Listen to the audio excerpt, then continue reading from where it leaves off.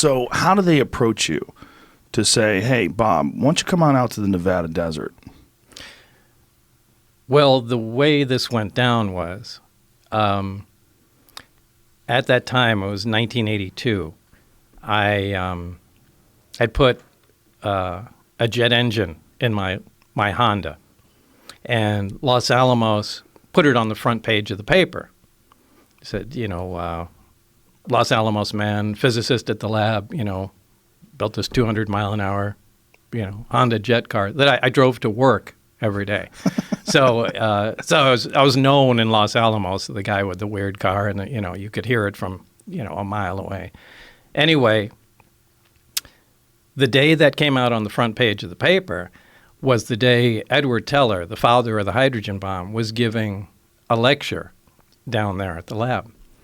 And we didn't have much going on that day in our group, and I asked if I could go down there. And I went down there early, and Ed Teller was outside, leaning on a brick wall there and reading the front page of the paper. Now, this is a guy out of history, so I introduced myself. Hey, I'm the guy you're reading about there. And we talked for a little while, and it was cool. Fast forward to years later, I had moved out to Las Vegas and had, left Los Alamos and, went on to other things. And I wanted to get back into the scientific community. I left to start other businesses and that sort of thing. So I sent resumes out, and one of them went out to Ed Teller and referenced our meeting, back in the day. And anyway, he remembered me and gave me a reference, somebody to contact at EG&G. And that's pretty much how it started.